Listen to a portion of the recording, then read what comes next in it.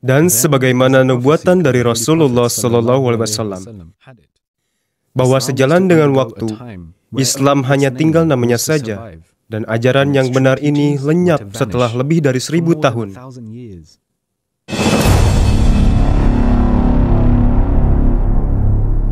Sejak Hazrat Masih Maud alaihissalam mendakwahkan status yang Allah Ta'ala tetapkan bagi beliau kepada dunia, mereka yang tertarik dan ingin mengetahui lebih dalam tentang beliau tidak hanya datang dari wilayah di sekitar desa kecil Kadian, tidak pula hanya dari Punjab, tidak juga hanya dari India. Sebaliknya, pendakwahan beliau mengundang sorotan dari seluruh dunia. Surat-surat kabar daerah di India mempertunjukkan ketertarikan yang kuat terhadap setiap perkataan dan perbuatan beliau. Keagungan beliau pun sedemikian rupa hebatnya sehingga pers-pers berskala dunia ikut serta tertarik. Pemerintah British India sendiri tidak dapat mengabaikan perhatian yang kian tumbuh. The Gurdaspur Gazette pernah memberikan keterangan tentang Hazrat Masih Maud alaihissalam serta ulasan pengenalan yang rinci. Pemerintah British India disebut demikian karena India sedang berada di bawah kekuasaan Inggris kala itu. Sangat berkepentingan untuk mengetahui apa yang tengah terjadi dalam segala segi kehidupan masyarakat India. Agama merupakan salah satu bagian yang penting dalam kehidupan masyarakat India.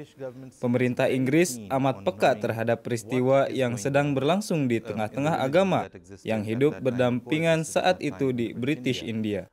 Ketika pendakwaan Hazrat Masih Maud alaihissalam muncul ke permukaan, pemerintah terdorong dan merasa penasaran untuk mengetahui apa yang orang ini hendak katakan. Pendakwaan beliau amatlah sangat berani, terutama bagi pemerintah yang memiliki kecenderungan Kristen yang begitu kuat.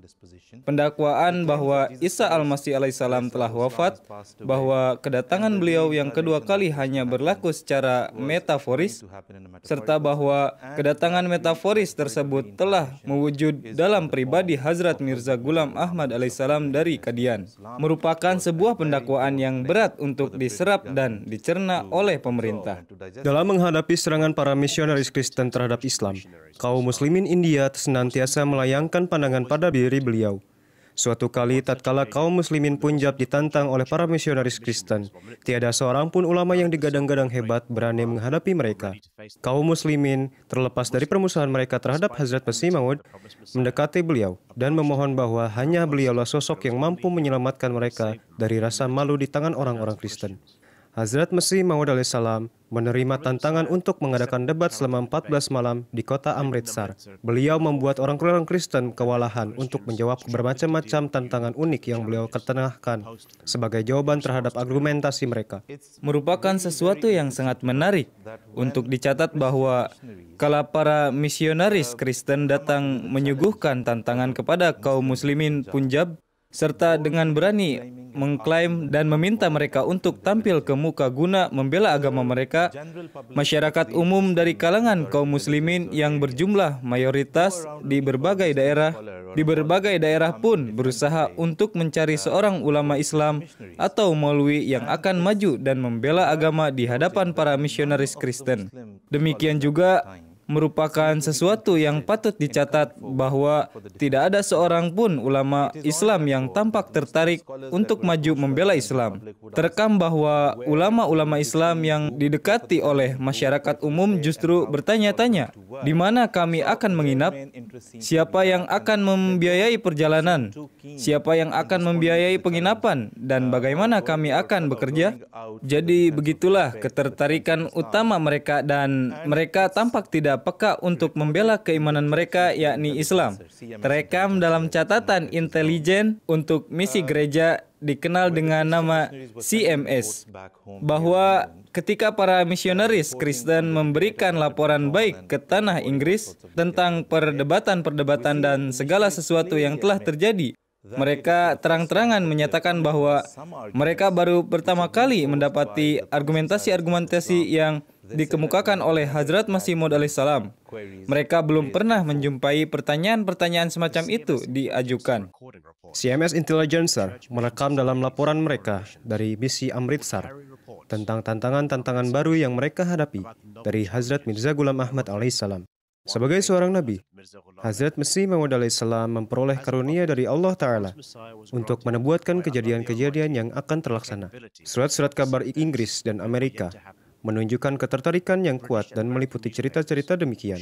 Nubuat-nubuat terkait wabah penyakit, kehancuran pendakwa-pendakwa palsu, seperti Dawi yang mengaku sebagai nabi dan Pigat yang mengaku sebagai Tuhan, memikat perhatian pers-pers Inggris dan Amerika. Ketertarikan terhadap pendakwaan, kepribadian, dan karakter Hazrat Masih Maud alaihissalam tidak terbatas hanya pada lingkaran pemerintah atau para misionaris yang berhubungan langsung dengan beliau.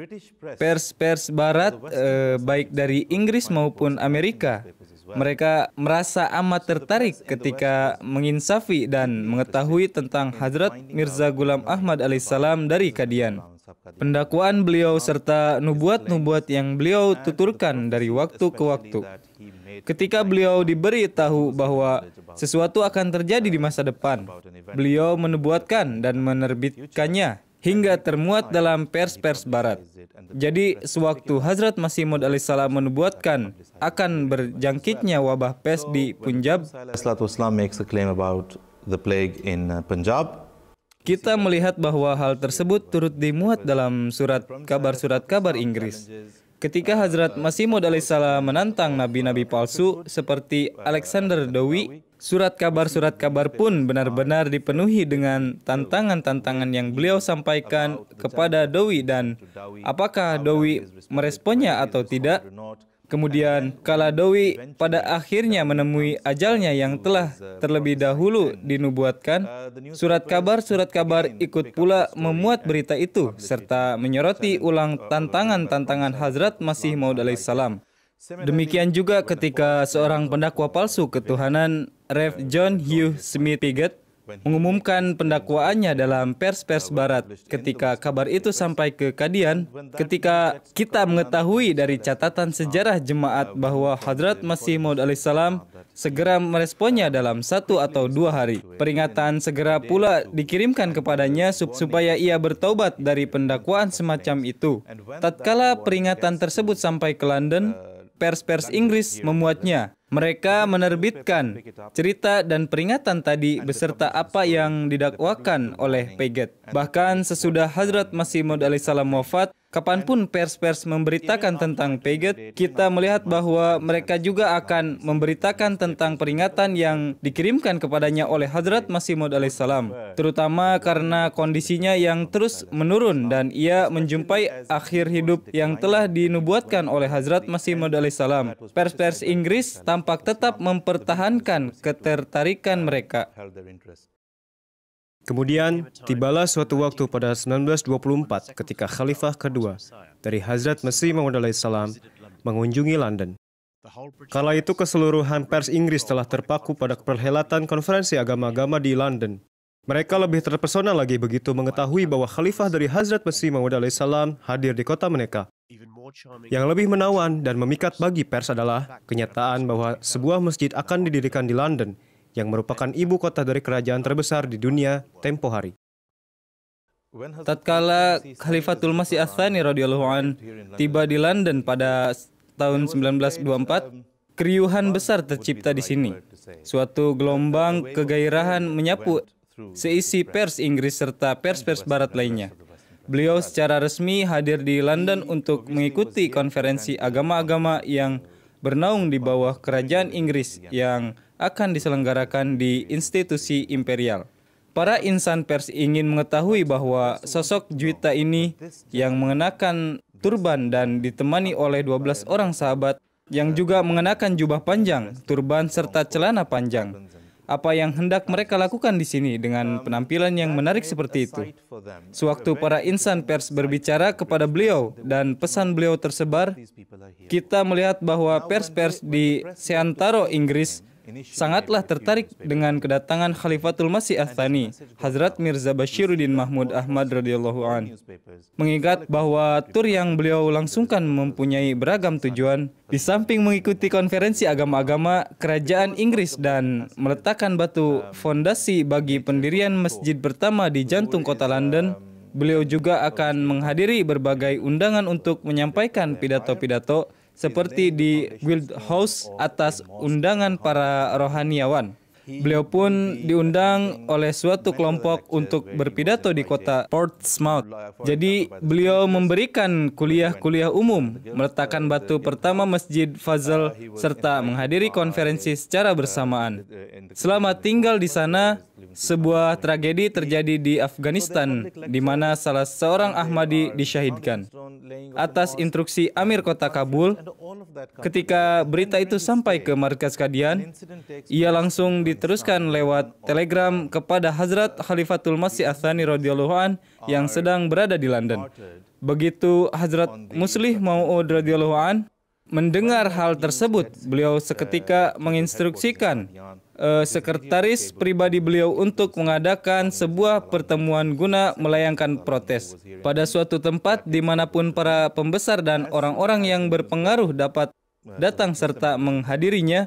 Kemudian kita melihat bahwa sebuah pertemuan diselenggarakan di Essex Hall di pinggir jalan di jantung kota London, di mana para pembesar dan akademisi diundang sehingga berita tadi seketika tersebar dan diterbitkan secara intensif dalam pers-pers barat. Peletakan batu fondasi masjid pertama di London menciptakan sebuah pertautan yang kuat antara jemaat Muslim Ahmadiyah dan pers internasional. Kegiatan besar apapun yang berlangsung di Qadian akan muncul dalam surat-surat kabar. Akan tetapi, hal yang paling memikat perhatian pers adalah nasihat yang diutarakan oleh Hazrat Mirza Bashiruddin Mahmud Ahmad radhiyallahu ta'ala, Imam Jemaah Muslim Ahmadiyah pada saat itu. Bagi kaum muslimin di anak benua India, terkait usaha mereka untuk meraih kemerdekaan dari otoritas Inggris, nasihat beliau dianggap penting secara signifikan karena meliputi banyak hal. Beliau menasihati Liga Muslim, Kongres Nasional India, dan di atas semuanya memberikan kewejangan kepada pemerintah Inggris tentang langkah apa yang harus diambil dalam kondisi kala itu. Misi jemaat di London sangat aktif terlibat, baik dengan pemerintah maupun pers, murni pada masalah-masalah keagamaan, perdamaian dunia, dan kerukunan antar agama. Hal tersebut diketahui dengan baik oleh masyarakat Inggris melalui liputan pers yang diterima oleh misi jemaat di London. Skenario ini pula lah yang berjalan saat Hazrat Mirza Nasir Ahmadullahu alaih, Khalifatul Masih Ats-Tsalits, datang ke London untuk menghadiri sebuah konferensi bertajuk Keselamatan dari Salib. Dengan persetujuan Hazrat Mirza Nasir Ahmad rahmatullah alaih, Khalifatul Masih ketiga, konferensi tersebut diselenggarakan di Kensington, London.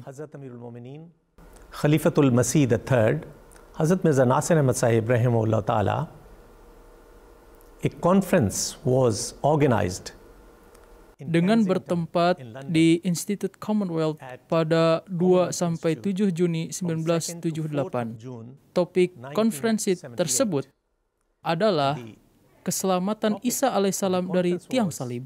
Hazrat Khalifatul Masih ketiga rahmatullah alaih datang secara khusus ke London untuk berpidato dalam pertemuan itu.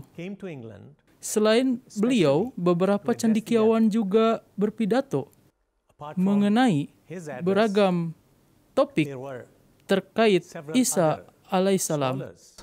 Who spoke there about various topics regarding Jesus. Hazrat Chaudhry Muhammad Zafrullah Khan radhiyallahu anhu membuka konferensi tersebut. Ketika konferensi berlangsung, sebuah pameran turut dihelat, di mana jamaah Ahmadiyah mempertontonkan peta jalan yang ditempuh oleh Isa alaihissalam menuju Kashmir. Buku-buku pun dipamerkan di sana, terutama buku agung karya Hazrat Masih Maud alaihissalam, Jesus in India atau Masih Hindustan Me dalam bahasa Urdu, Where Did Jesus Die, serta buku karangan Hazrat Chaudhry Muhammad Zafrullah Khan radhiyallahu anhu yang dibacakan dalam konferensi, yaitu Deliverance from the Cross. Hijrah Khilafat Ahmadiyah dari Pakistan ke London terbukti menjadi titik balik utama dalam aktivitas-aktivitas jemaat yang diterbitkan secara luas oleh pers. Dengan Hazrat Mirza Tahir Ahmad rahmatullahu alaih, Khalifatul Masih Ar-Rabi' menyampaikan kuliah-kuliah, berpidato dalam jalsa salada, mengadakan tur ke berbagai negara, liputan pers menjadi lebih sering dibandingkan sebelumnya. Saluran-saluran televisi ingin mengetahui apa alasan yang mendorong beliau untuk hijrah ke London. Yang Mulia Hadrat Mirza Tahir Ahmad rahmatullah alaihi, Khalifah keempat Jamaah Muslim Ahmadiyah, terpaksa meninggalkan Pakistan karena hukum telah diterapkan di sana. Yang pertama-tama mempermaklumkan bahwa kita adalah non-muslim, lalu diperkuat oleh Ziaul Haq yang merupakan diktator Pakistan saat itu. Hukum yang telah dibuat tidak memungkinkan Yang Mulia bahkan untuk menyampaikan khutbah Jumat dari sana. Sebab hal tersebut akan bertentangan dengan hukum Pakistan. Seorang Ahmadi yang mengucapkan Assalamualaikum saja akan dipenjara selama 3 tahun. Demikian juga karena mereka mengincar pimpinan jemaat untuk ditangkap, mereka membuat-buat tuduhan palsu terhadap Yang Mulia.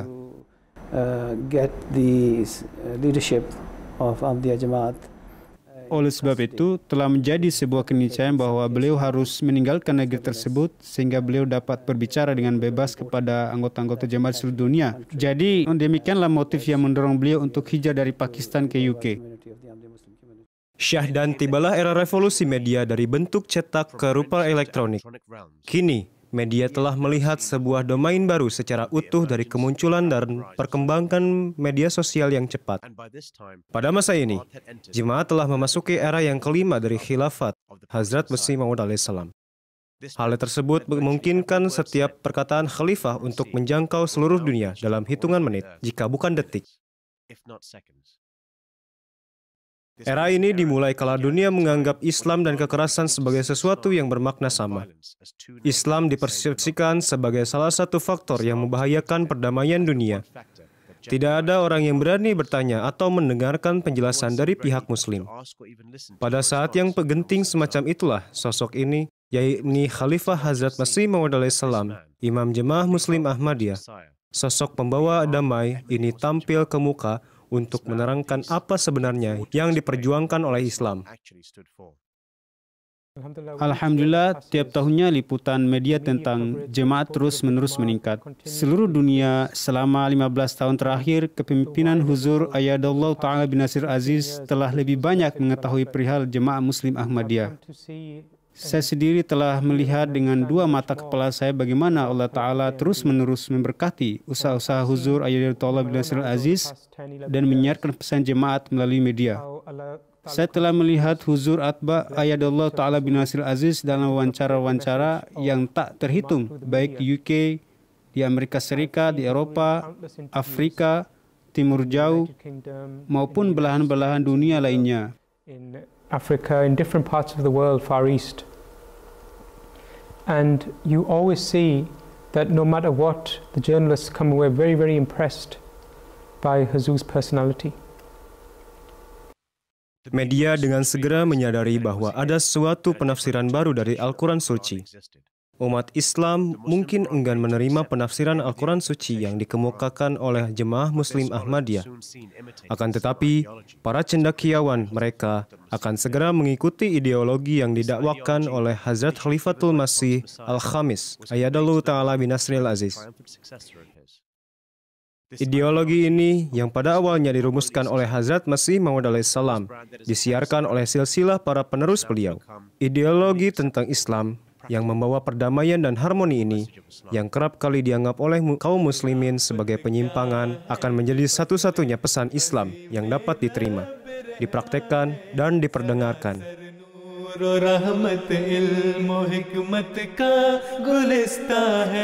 खिलाफत क्या है एक फजले अजीम रब रहमा है सरासर नूर और रहमत इल्म और हिकमत का गुलिस्ता है खिलाफत क्या है एक फजले अजीम रब रहमा है सरासर नूर और रहमत इल्म और हिकमत का गुलिस्ता है खिलाफत क्या है एक फजले अजीम रब रहमा है खिलाफत हिर्ज़ जानो नूर आईने हर मुसलमान है खिलाफत पास बाने उम्मते फख्रे रसूला है खिलाफत जलवाए कुदरत सानी की हामिल है खिलाफत नुसरतो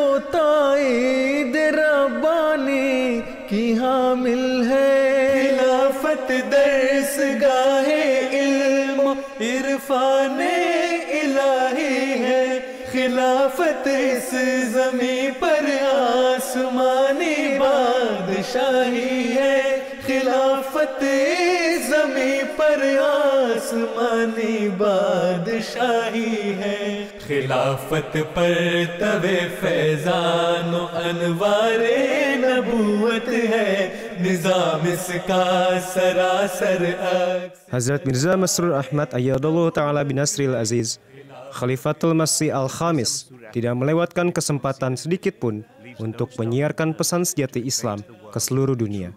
Media merekam setiap perkataan beliau dan setiap perkataan itu beroleh jutaan pemirsa serta pemerhati. Oleh sebab itu, setiap perkataan yang beliau ucapkan akan terjaga hingga sepanjang masa.